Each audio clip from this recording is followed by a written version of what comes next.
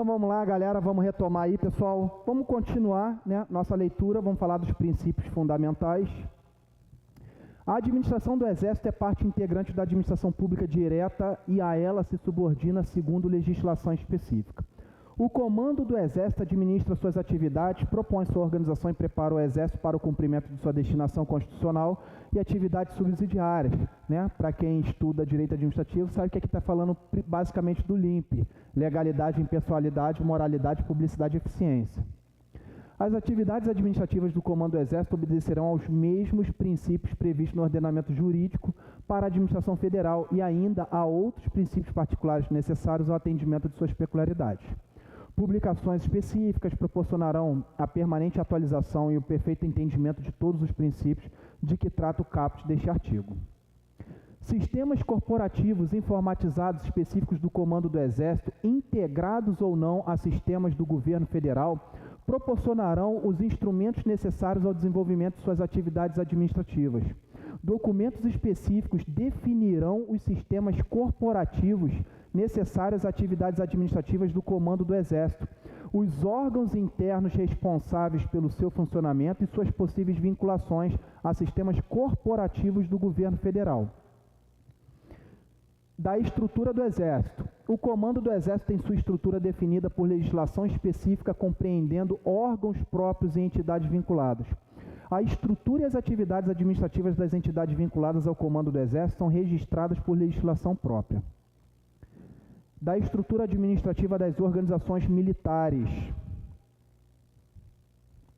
A organização militar, OM, é toda estrutura do Comando do Exército que possua denominação oficial, quadro de organização e quadro de cargos previstos próprios. Já comentei sobre o QCP na aula de Estatuto dos Militares, né? OM, valor unidade, é aquela cujo comando, chefia ou direção é privativo de oficial superior, exceto as subunidades independentes. A OM com autonomia administrativa é denominada unidade gestora no CIAF. Falei da unidade gestora. A OM é denominada Unidade de Administração de Serviços Gerais, o ASG, quando cadastrada no Sistema Integrado de Administração de Serviços Gerais, que é o CIASG. OM com autonomia administrativa plena é a que, estando cadastrada no CIAF com um código de unidade gestora, tem competência para realizar atos e fatos de gestão orçamentária, financeira, patrimonial e de pessoal, próprios ou sob descentralização, bem como emitir parecer e julgar direitos cujo titular está sujeito à prestação de contas, em conformidade com o disposto no parágrafo único do artigo 70 da Constituição Federal. Então, essa autonomia plena é o cara que contrai direitos e obrigações em nome dela. Beleza? Aquilo que eu falei para vocês, ó, atos e fatos, atos e fatos. OM com autonomia administrativa parcial é a que, estando cadastrada no CIAF com o CODUG, que é o código, né, de UG, encontra-se vinculada a uma OM com autonomia administrativa plena, para fins específicos conforme determinada em portaria de concessão ou cassação de autonomia administrativa. OM sem autonomia administrativa é a que, não sendo unidade gestora, não executa qualquer ato de gestão, devendo estar vinculada a um OM com autonomia administrativa plena para o exercício de sua vida vegetativa. Da criação, localização, sede, subordinação, organização, transformação e extinção de organizações militares. Galera, olha aí o artigo 10 aí, ó. A criação, localização de sede, subordinação, transformação e extinção de OM de valor superior à unidade são processadas por ato presidencial, mediante proposta do comandante do Exército, por intermédio do ministro de Estado da Defesa. Olha a gaivota, olha a gaivota. Tem que ser superior à unidade, beleza? Os atos que se refere o caput deste artigo relativos ao OM de valor unidade ou inferior são da competência do comandante do Exército. Superior à unidade, olha para quem vem a competência. Aqui, ó, presidencial. Unidade e subunidade. Comandante do Exército. Anota porque isso é importante. O ato de organização de uma OM criada e demais atos complementares necessários à execução da decisão presidencial ou do comando do Exército serão baixados pelo comandante do Exército mediante proposta do M, o Estado-Maior do Exército. A criação, organização, alteração de sede e transformação de OM subordinam-se à legislação em vigor, ao planejamento estratégico do Exército e à sistemática que assegure e destina em tempo oportuno aos seus recursos humanos e materiais. O planejamento para a extinção de uma OM incluirá também a previsão dos recursos orçamentários necessários à movimentação de pessoal e ao transporte de materiais.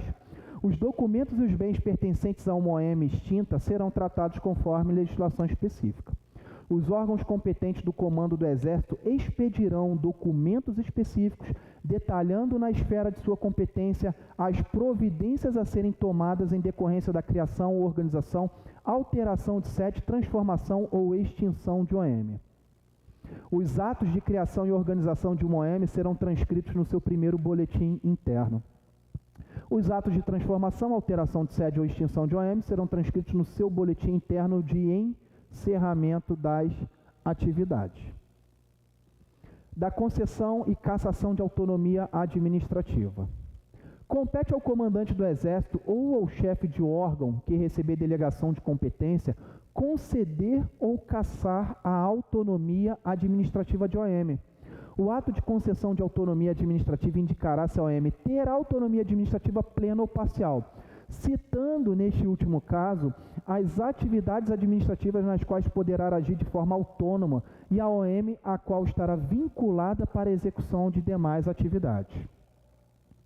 Os atos de concessão ou cassação de autonomia administrativa e de vinculação ou desvinculação administrativa de uma OM serão transcritos em seu boletim interno e divulgados, por meio de documento oficial, a todos os órgãos diretamente ligados às suas atividades. Legislação específica estabelecerá as condições de execução das medidas decorrentes do ato de alteração da situação administrativa de uma OM. Delegação de competência. Galera, isso que eu estou lendo aqui, eu estou fazendo a leitura, né? E eu só vou me atentar para aquelas coisas que são mais chamariz para a prova.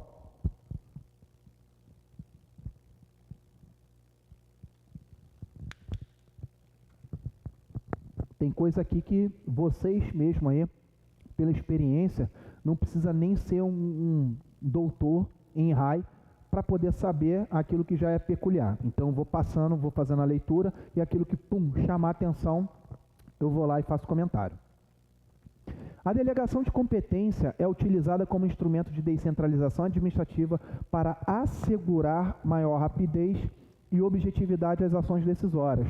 A delegação de competência no âmbito do comando militar, do comando do Exército, sempre será precedida para militar de menor precedência hierárquica que o delegante, respeitando-se a segregação de funções. O ato de delegação indicará com precisão a autoridade delegante, autoridade delegada, atribuições objeto da delegação e, se for o caso, o seu prazo de vigência. O prazo de vigência será indeterminado quando não for indicado no ato de delegação. O ato de delegação poderá ser revogado a qualquer tempo pela autoridade delegante.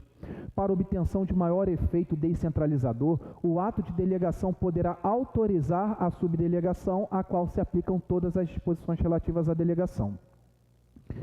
A delegação de competência da função de OD será regulada em legislação específica. Isso aqui eu vou comentar. O que acontece na situação do OD?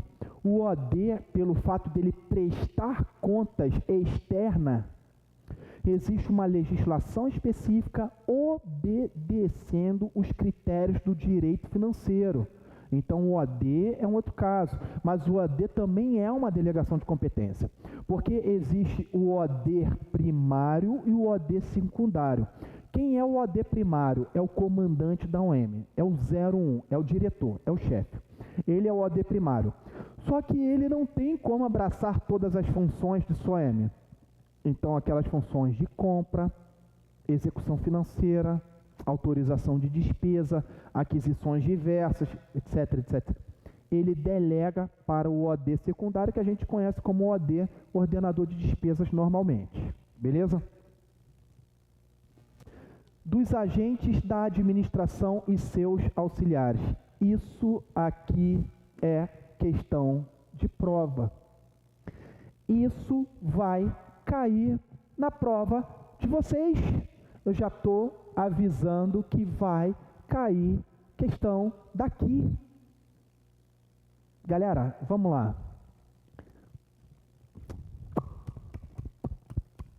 Muito importante. Para fins deste regulamento, são agentes da administração: dirigente máximo, gestor de ação orçamentária, ordenador de despesas, fiscal administrativo, encarregado do setor de pessoal, encarregado do setor de contabilidade, encarregado do setor financeiro, tesoureiro, encarregado do setor de material, almoxarife, encarregado do setor de aprovisionamento, o aprovisionador, encarregado da seção de aquisições, licitações e contratos, que é o pessoal da SALC. Agente de contratação, encarregado da conformidade de registro de gestão, gestor de contrato, fiscal de contrato, comandante de subunidade incorporada, chefe de serviços militares e servidores públicos civis em geral, oficial de dia. Atribuições do oficial de dia cai em prova. Encarregado de material da subunidade cai em prova. Encarregado de depósito de oficinas ou de material e qualquer pessoa física que se tenha atribuído competência para exercer atividade administrativa de acordo com a legislação em vigor. As atribuições dos agentes da administração e a capacitação exigida para o exercício dessas funções serão reguladas pela Secretaria de Economia e Finanças, a SEF. Bom, o dirigente máximo, ainda que delegue competências a terceiros, é o principal responsável. Galera, é muito fácil a gente ver algumas coisas. Por mais que o 01 delegue funções, existem coisas que ele ainda vai responder mesmo não cometendo alguns atos. Então vamos ficar esperto aqui em relação a isso. Bom, ele é responsável pela gestão da OM, tomando todas as providências de caráter administrativo necessárias ao desempenho das atividades fim e meio da OM, pelos atos e fatos administrativos praticados na sua OM e pelo atingimento de metas estabelecidas, né? Certa vez, eu fui brigar por 2 cabos lá da minha unidade, onde eu servia. Né? O capitão queria mandar o cara embora, o S1 queria mandar o cara embora, né? E os moleques não eram vagabundos. Se fosse vagabundo, eu ia mandar sacramentar, mas não eram. Eram 2 moleques bons pra caramba. E aí eu fui partir pro embate lá com o capitão. E na época eu trabalhava no SPP, no setor de pagamento. Falei, pô, capitão, tá querendo perseguir os caras de bobeira, porra, não sei o que. Não. Aí ele me desafiou. Ele falou assim: ah, você tem coragem de falar isso aí na frente do comandante? Eu falei, por que não? Estou falando para o senhor, pô. Então vamos lá falar com o comandante. Eu servia numa subunidade, vamos lá falar com o comandante, que era o major. Aí entrou na sala, o capitão falou pra caramba. Quando o capitão terminou de falar, o major olhando, eu falei assim, major, eu posso falar agora? Ah, o major pode? Eu falei, ó, tudo isso que o capitão falou é da cabeça dele. Eu vou falar o que está previsto na legislação. Falei, major, o senhor, como autoridade máxima, dirigente máximo da unidade, o senhor tem competência para revogar qualquer ato administrativo seu ou de seus subordinados num prazo de 180 dias. O que eu quero dizer com isso? Que pode assinar o engajamento aí dos cabos, e se no prazo de 180 dias eles forem chamados para a PM lá para o concurso que eles passaram, o senhor pode revogar. Isso vai dar o direito a eles de receber a compensação pecuniária e não mandar os moleques embora e eles ficarem desempregados até serem chamados. Então, a legislação ampara que o senhor tenha esse poder de revogação. Por quê? Ele é responsável, aqui ó, por todos os atos e fatos administrativos praticados na sua OM. Ou seja, todos os atos que o S1, o S2, o S3, o S4, o S5, o S1000, qualquer militar da unidade, servidor público, civil ou militar, cometa, ele tem o poder administrativo de revogar esse ato. E eu expliquei isso para ele. Só que não adiantou meu argumento, os 2 fecharam no colo e mandaram os moleques embora para prejudicar os moleques, né? 2 vagabundos. Obviamente não vou mencionar nomes, porque os dois aí ainda estão na ativa e pode ser conhecido dos senhores aí. Então deixa quieto, já passou essa parada. Mas está aqui, ó, porque o comandante, o dirigente máximo, ele tem essa responsabilidade, ele tem essa prerrogativa. Para fins deste regulamento, o dirigente máximo é o comandante, chefe ou diretor de OM. Nas OM com autonomia administrativa, o comandante poderá exercer ou delegar a função de OD, conforme legislação específica que eu falei para vocês. O comandante, na verdade, é um OD primário, mas ele delega a função para um OD secundário. O gestor de ação orçamentária é o responsável por um conjunto de operações do qual resulta produto ou serviço necessário à manutenção da ação do Exército ou concorre para a sua expansão ou aperfeiçoamento. O OD realiza atos que resultam em alterações do patrimônio, emissão de empenho, autorização de pagamento, suprimento de fundos ou dispêndio de recursos da União ou pelos quais responda. Por isso que eu falei que o caso do OD é um caso específico de delegação de competência, porque o OD, ele responde, inclusive juridicamente, externamente por atos da sua gestão. Beleza? Geralmente, o comandante coloca para ser OD alguém que seja da sua confiança, porque é uma função sensível, é uma função de muita responsabilidade. O fiscal administrativo é o responsável pelo assessoramento ao OD nos assuntos de gestão patrimonial e no que couber orçamentária e financeira. Esse bacaninha aqui, fiscal administrativo, fiscal de contrato, é aquela galera toda que responde solidariamente lá no Tribunal de Contas quando dá merda. Beleza? Bom, o encarregado do setor de pessoal, gestor de pessoal, é o principal assessor do comando na administração e direção do pessoal militar e civil da OM. O encarregado do setor de contabilidade é o responsável pela orientação, análise e proposta de solução para corrigir eventuais inconsistências nos registros contábeis dos atos e fatos da gestão orçamentária, financeira e patrimonial de acordo com legislação específica. O encarregado do setor financeiro, tesoureiro, é o responsável pela execução das atividades contábeis e financeiras na OM de acordo com os preceitos deste regulamento na forma da legislação específica. O encarregado do setor de material, almoxarife, é o responsável pela gestão do material recebido pelo OM, compreendida pela guarda, localização, segurança e preservação a fim de suprir adequadamente as necessidades.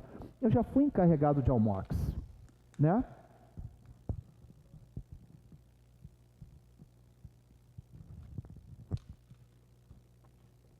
Quando eu estava à disposição de outra unidade e voltei lá para o esquadrão para ser o encarregado do Almox, né, tomar conta do Almox, o Almox lá era um zaralho.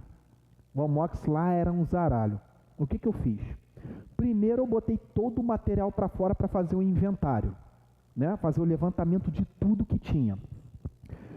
Fiz o inventário, pintei o ambiente, arrumei armários, separei os materiais por classe, cataloguei, registrei tudo, criei um registro de entrada e de saída, criei as pastas protocolo das notas fiscais, criei um livro de recebimento e de saída de material. Me deu trabalho? Me deu trabalho pra caramba. Mas depois que eu organizei tudo, eu tive tempo para fazer o quê? Estudar. Por isso que eu passei em outros concursos públicos. Simples assim, né? Estou abrindo um verbo aqui para vocês, eu não tenho vergonha de falar isso não. Não deixava minha responsabilidade, jamais em prol de estudo alguma coisa. Mas, todos os dias eu estudava. Por quê? Capitão precisou de material, tem ou não tem? Eu entrava no sistema e o sistema me dava tudo. Eu publicava em boletim, ou às vezes fazia um aditamento para publicar em boletim, exatamente a situação do material, o que tinha, o que não tinha, o que saiu, o valor financeiro, pronto, acabou. Eu deixei tudo em condições, me permitia tempo, eu pegava as legislações e ficava estudando, principalmente direito, que é uma matéria que muito cobrado, eu precisei muito do direito para poder passar no concurso, que eu passei em outros, que eu passei também, passei em 5 concursos, e ó, estudava, acabava o expediente, trancava minha salinha e ficava depois do expediente estudando, depois ia embora para casa, feliz. Galera, então o que acontece aqui com esse encarregado do setor de material aqui, que é o Almox? É o cara, meu irmão, que vai fazer o recebimento, o registro, guarda, cautela, tudo, de todo o material aqui, ó, para poder o quê? Suprir as necessidades. Eu, inclusive, fazia um mapeamento de material, principalmente computador, papel, tudo, entre as sessões e fazia esse gerenciamento. Tá? A gente estava sempre com estoque lá bacana para poder suprir. Eu não era de intendência, fiz cavalaria, não estudei, mas eu estava numa função ali bacana, acho que eu mereço um honoris causa ali de intendência. Beleza, galera? Aos gestores de quaisquer depósitos ou oficinas vinculadas à administração direta das OM, cabem as atribuições do encarregado do setor de material no que lhe for aplicável.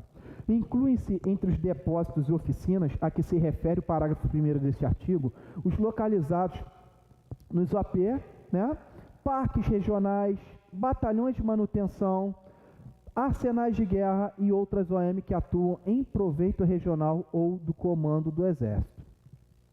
O encarregado do setor de aprovisionamento, o aprovisionador, é o responsável pela gestão das atividades relacionadas à alimentação do pessoal e à segurança alimentar. O encarregado da SALC é o responsável pela condução dos processos e procedimentos das contratações públicas e alienações realizadas pelo OM, bem como pela elaboração dos termos de contrato. Lembrando, pessoal, que quando a gente fala de alienação, a palavra alienação no direito administrativo, ela tem sentido de transferência de propriedade. Transferência de propriedade. Exemplo, eu vou vender meu carro para o fulano. Eu estou alienando o meu carro para o fulano. O meu carro vai ser de outro, de terceiro. Então, transfiro a propriedade. Ah, eu vou fazer uma doação. Eu transfiro a propriedade, é uma alienação. Ah, vou fazer uma dação em pagamento. Eu vou dar um bem em pagamento. Então, são espécies de alienações que estão previstos lá na norma geral de licitação. Então, falou a palavra alienação, vocês vão entender com transferência de propriedade. O agente de contratação é o responsável por tomar decisões, acompanhar o trâmite da licitação, dar impulso ao procedimento licitatório e executar quaisquer outras atividades necessárias ao bom andamento do certame até a homologação. Lembrando que essa figura do agente de contratação é uma novidade da Lei 14.133. É uma novidade. Então, como o ano que vem já vai estar em vigor a nova lei, já vai surgir lá a figurinha do agente de contratação na norma geral de licitação. O agente de contratação será auxiliado por equipe de apoio e responderá individualmente pelos atos que praticar, salvo quando induzido a erro pela atuação da equipe. Em licitação que envolva bens ou serviços especiais, desde que observados os requisitos estabelecidos em legislação específica, o agente de contratação poderá ser substituído por comissão de contratação formada por, no mínimo, olha o que eu estava falando da comissão de contratação, 3 membros. 3 membros. Em casos específicos, lá da Lei 8666, pode ser composta por 2 membros e nos demais casos por 4 membros ou mais, dependendo do tamanho e da complexidade da licitação. Mas falou em comissão de contratação, comissão da licitação, 3 membros. Beleza? Em licitação na modalidade pregão, o agente responsável pela condução do certame será designado pregoeiro. Falei isso na aula de licitação, inclusive na lei e no decreto do pregão. O encarregado da conformidade dos registros de gestão é o responsável pela certificação dos registros dos atos e fatos de execução orçamentária, financeira e patrimonial realizados pelo OM e da existência de documentos hábeis que suportem as operações registradas. O gestor de contrato é o agente da administração designado para coordenar, comandar o processo de gestão e fiscalização da execução contratual. É bem capaz de cair isso aqui na prova de vocês. Beleza? Então fiquem atentos a essa atribuição aí do gestor de contrato. Depois vocês vão me dizer se eu tenho ou não bola de cristal, né? Premonição. O fiscal de contrato é o agente da administração responsável pelo acompanhamento da execução dos contratos nos aspectos previstos em norma específica. Esse candango aqui geralmente senta na boneca quando acontece alguma coisa na execução do contrato.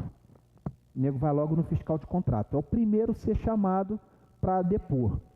O comandante de subunidade incorporada é o executor das atividades administrativas dessa fração e responsável, portanto, por todos os atos e fatos administrativos que resultarem de sua ação.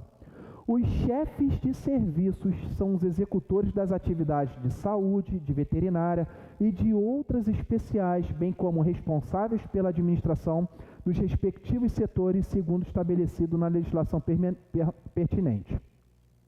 Os militares e servidores civis, em geral, além de seus encarregados funcionais, podem ser designados para integrar grupos de trabalho, comissões, representações e outras missões na área da administração, que sejam compatíveis com a sua habilitação e posição hierárquica. O oficial de dia, olha aqui, como representante do comando, direção ou chefia, tomará conhecimento fora das horas de expediente ou mesmo durante este, quando for o caso, de todas as ocorrências que possam redundar em fatos administrativos. Beleza? O cara não atua só fora do expediente. Se for o caso, também durante o expediente, beleza? De tudo que for fato administrativo, ou seja, tudo que gera alteração do patrimônio. Tudo que gera alteração do patrimônio. O encarregado de material da subunidade é o auxiliar do comandante da subunidade na administração desta e detentor direto de sua carga. Aqui, ó, o encarregado de material aqui, ó, da subunidade. Auxiliar do comandante da subunidade, detentor direto de sua carga. Quando a subunidade incorporada se destacar para local onde fique sem poder ligar-se diariamente com a sede da OM a que pertence, o encarregado de material terá atribuições análogas às do encarregado do setor de material e do encarregado do setor de aprovisionamento, desde que não seja posto um oficial à disposição da subunidade para o desempenho dessas atribuições. Geralmente é o subão que vai abraçar essa causa aí. O encarregado de depósito, de oficina ou de material é o agente responsável pela execução dos registros de controle, pela guarda dos bens estocados, pela manutenção dos equipamentos, bem como pela administração das atividades do respectivo setor. Galera, então, deixa eu dar uma olhada aqui rápido aqui. O que acontece? Nós falamos aqui, batemos um a um ali da responsabilidade. Vai cair questão de prova daí, eu não tenho dúvida.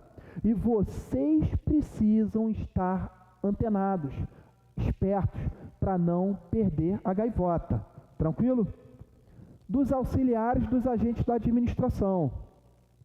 Os auxiliares dos agentes da administração são militares ou servidores civis designados pelo comandante da OM para auxiliá-los em suas respectivas funções. Deixa eu ver aqui uma coisa. Ó, dos procedimentos administrativos, né, das generalidades. Os procedimentos administrativos relativos aos créditos, recursos financeiros, aquisições, despesas, licitações, contratos, pessoal e contabilidade patrimonial, registros contábeis são tratados em legislação específica expedida pelo Governo Federal, Ministério da Defesa e Comando do Exército. Os procedimentos administrativos cuja divulgação possa prejudicar ou causar risco a ações das Forças Armadas serão regidos por legislação específica. Dos bens patrimoniais, isso aqui eu vou ter que gastar um tempo com vocês, beleza? Porque isso aqui é importante. Então, galera, vou fazer uma pausa agora Tranquilo? Depois a gente volta, deixa eu ver que horas tem aqui no meu relógio, a gente volta falando, dando continuidade aqui para essa aula de hoje, a gente bater mais um pouquinho aí das gaivotas para vocês. Vou e volto. Tamo junto, galera.